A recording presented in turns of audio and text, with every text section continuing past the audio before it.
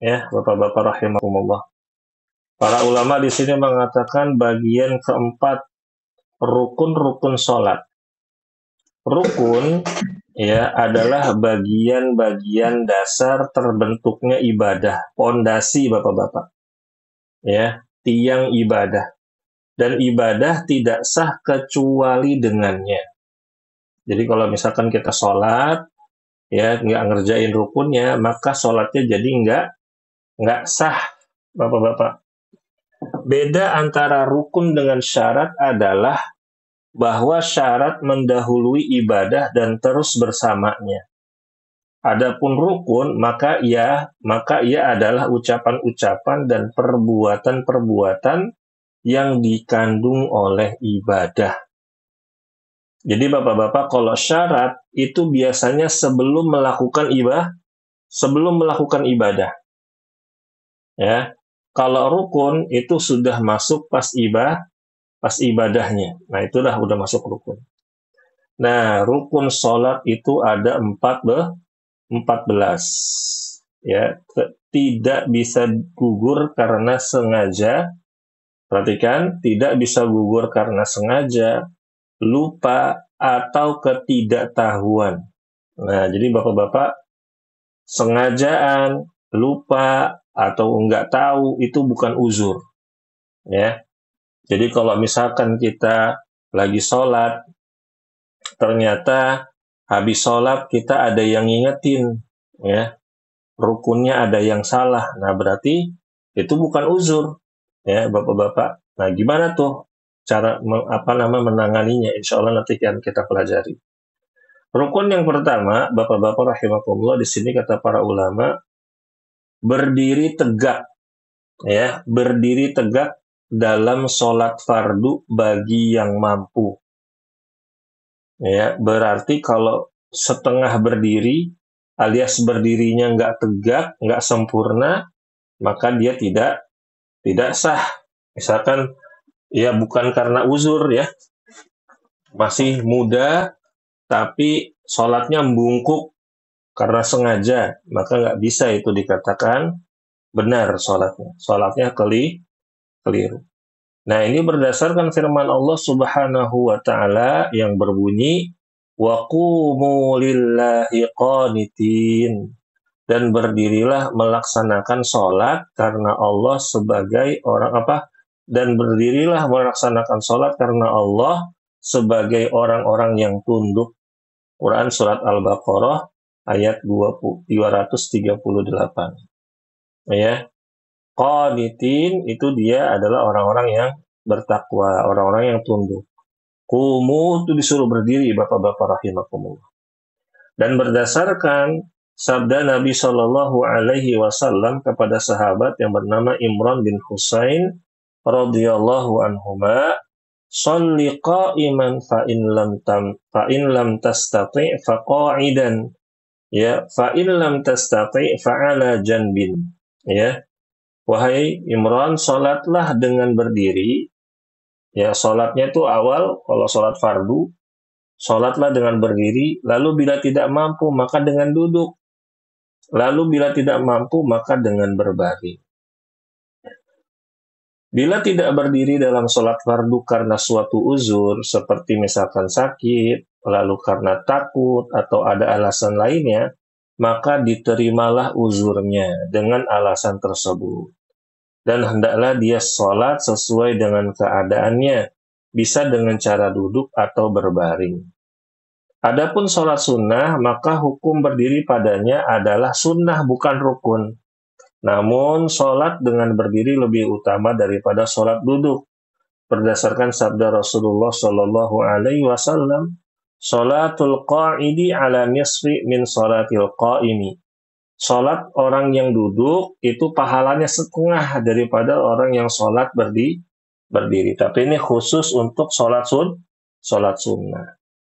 Nah, Bapak-bapak rahimakumullah, sering kita lihat banyak orang-orang yang sudah sepuh, yang sudah tua, ya, itu sholat dia udah nggak bisa berdiri, atau maksudnya dia itu sebenarnya masih bisa berdiri, ya, tetapi dia cuma nggak bisa ruku, ya, atau dia nggak bisa sujud. Kalau misalkan dia bisa berdiri dengan sempurna, nggak ada masalah, maka dia harus sholatnya dengan cara berdiri. Nggak boleh dia sholat duduk dari awal. Dia harus sholat berdiri dulu. Nanti ketika mau ruku dia baru duduk, ya. Atau ketika misalkan dia bisa ruku dengan sempurna. Jadi misalkan dia sholatnya berdiri nih, ya, dan dia bisa ruku, maka dia ruku. Lalu dia bangun, pas i'tidal, pas mau sujud, dia baru duduk. Nah, begitu Bapak-Bapak. Jadi jangan, wah saya sakit, nggak bisa sujud, udahlah saya sholatnya duduk aja. Nah, ini keliru. Kenapa? Karena dia masih punya kemampuan untuk sholat berdiri. Dia masih punya kemampuan untuk ruku dengan sempurna. Begitu, kecuali memang usianya sudah uzur sekali Bapak-Bapak.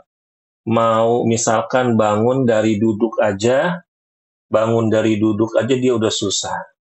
Maka bagi mereka orang-orang yang seperti ini, mereka cukup berdiri ketika di takbiratul ihramnya saja. Ketika takbiratul ihram dia berdiri Allahu Akbar. Baca sampai mau turun ruku dia duduk. Nah, gitu. Jelas Bapak-Bapak ya? Ya, insya Allah jelas. Nah, Ustadz, kalau misalkan sholat kayak di pesawat gimana? Nah, kalau di pesawat ada keringanan. Walaupun kita sehat, ya, walaupun kita kuat, ya, karena khawatir ada turbulensi ketika lagi sholat, tiba-tiba turbulensi, terus dilarang sama siapa? Pramugari demi keselamatan, maka tidak masalah kita sholat sambil duduk seperti itu. Kenapa? Karena ada uzur ya. Nah, lalu Bapak-bapak ya, rukun yang kedua adalah membaca takbiratul ihram atau takbiratul ihram di awal sholat, yaitu ucapan Allahu Akbar ya. Dan selainnya tidak sah. Maksudnya selain kita mengucapkan Allahu Akbar, takbiratul ihram itu nggak diterima. Misalkan Subhanallah, nggak diterima. Alhamdulillah, nggak diterima. Astaghfirullah, nggak diterima. Harus Allahu Akbar. Gitu. Berdasarkan sabda Nabi Shallallahu Alaihi Wasallam kepada laki-laki yang sholatnya jelek, sholatnya buruk. Maksudnya apa Ustaz? Jadi Rasulullah di dalam hadisnya yang lengkap Bapak-Bapak, dia tuh sholatnya buru-buru. Udah kayak sholatnya lagi matuk-matuk. Buru-buru, cepet-cepet. Ya. Kata Rasulullah, "Idza kumta ila sholati fakabbir." Bila kamu berdiri untuk sholat, maka kamu bertakbirlah. Dan sabda Rasulullah Shallallahu Alaihi Wasallam, tahrimuhat takbiru wa tahliluhas salamu. Yang mengharamkannya atau dari yang membatalkan adalah ucapan takbir, dan yang menghalalkannya atau penutupnya adalah ucapan salam. Maka sholat tidak sah tanpa takbir. Nah, Bapak-Bapak, sering banget kita tuh kadang dengar orang kalau takbir itu asal-asalan. Contoh misalkan, Allahu Akbar. Ini salah. Ya, Bapak-Bapak nggak boleh takbirnya kayak gitu. Emang kenapa Ustadz? A-nya dipanjangin. Allahu Akbar. Karena artinya bukan Allah Maha Besar.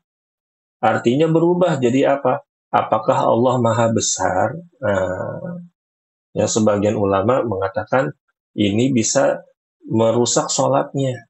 Kalau ada orang sholat seperti itu. Ada lagi. Allahu Akbar. Begitu. Ba-nya dipanjangin. Artinya jadi apa? Bukan Allah Maha Besar. Allah itu gendang. Masya Allah itu beduk. Mau sholat malah jadi salah di awal. Jadi yang benar adalah Allahu Akbar. Begitu Bapak-Bapak rahimahullah. Ingat. Allahu Akbar. Nah coba saya tes dulu nih. Pastian. Coba baca takbiratul ihram yang benar gimana? Ayo. Kalau salah ntar dibenerin. Allahu Akbar. Nah, dengarannya barnya doang. Allahu Akbar. Nah, bagus. Pak Gimin. Allahu Akbar. Betul, bagus. Pak Lilik. Allahu Akbar. Bagus. Pak Ridwan. Allahu Akbar. Nah, Pak Ridwan hati-hati. Ini rawan nih Bapak. Jangan baca Allah, jangan. Udah ngantuk nih matanya. Allahu, bukan Allah. Allahu Akbar. Ulangi. Allahu Akbar. Nah, barakallahu fiik. Pak Giarto. Allahu Akbar. Nah, fase. Barakallahu fiik. Dah, lolos. Alhamdulillah. Lalu yang kedua, Bapak-Bapak, perhatikan. Jangan diubah Allahu Akbar. Akbar. Salah, bukan Allahu Akbar. Apalagi diubah huruf kafnya jadi G. Allahu Akbar. Akbar. Ini juga salah. Jadi harus benar takbiratul ihramnya itu. Ini namanya rukun qauli, namanya Bapak-Bapak. Rukun yang dilafalkan. Allahu Akbar. Jangan sampai kita salah. Nah, Bapak-Bapak, untuk malam ini kita cukupkan dulu. Insya Allah masih ada berapa berarti? Baru ada 2 nih kita sebutin. Rukun sholat tadi ada 14. 14. Ada 14. Nah, jadi masih sisa 12 lagi. Insya Allah kita akan bahas pada pertemuan-pertemuan berikutnya. Sampai sini ada pertanyaan Bapak-Bapak? Tanya Tat, Ya, monggo Pak Gimin.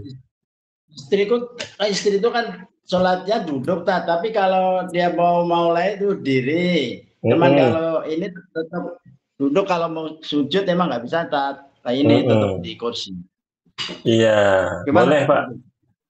Tapi kalau beliau, jadi gini, ini saya contohin. Ini saya diri Bapak-Bapak ya.